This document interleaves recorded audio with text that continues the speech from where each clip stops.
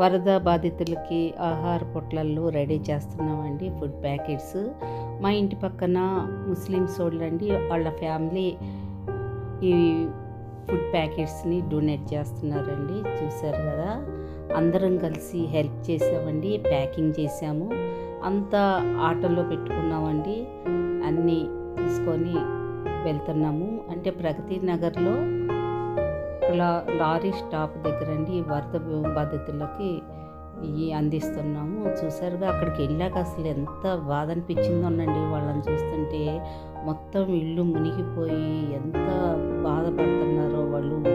తినడానికి తిండి లేక, ఉండటానికి ఇల్లు లేక నానా బాధలు పడి ఎక్కడో అక్కడ తలదాచుకొని వాళ్ళు ఉన్నారండి. కొంచెం వరద తగ్గింది, ఇక ఫుడ్ ప్యాకెట్స్ మాత్రం ఒక్కొక్కరికి అందిస్తున్నామండి. వాళ్ళని చూస్తుంటే చాలా అదేండి, కనీసం తాగటానికి వాటర్ కూడా లేవండి వాళ్ళకి.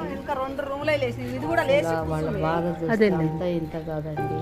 చూసారుగా, కింద బురద ఎట్లా మనం అడుగులు పెట్టడానికి కూడా లేకుండా బురదగా ఉందండి. బట్టలు అయ్యని పుట్టులు ఎట్లా ఉన్నాయి అన్నీ వేసుకొని కడుక్కొని వాళ్ళ బాధ వాళ్ళు పడుతున్నారు. తినడానికి తిండి ఉండక, తాగటానికి నీళ్ళు లేక ఇన్ని బాధలు పడుతున్నారండి వాళ్ళు.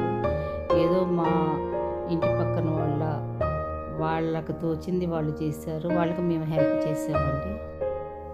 ఈ వరద బాధితులకి ఇంకెన్ని రోజులు పడుతుందనండి ఈ ప్రాబ్లం సాల్వ్ కావడానికి. చాలా ఇబ్బందులు పడిపోతున్నారు.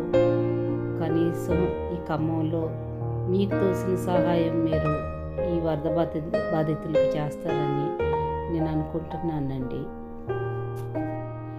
Thanks for watching. ఈ వీడియో మీకు నచ్చినట్లయితే లైక్, షేర్, కామెంట్ చేయండి. వరద ఇప్పుడు ఇంత ఇదిగా రాలేదండి, ఇది ఫస్ట్ టైం.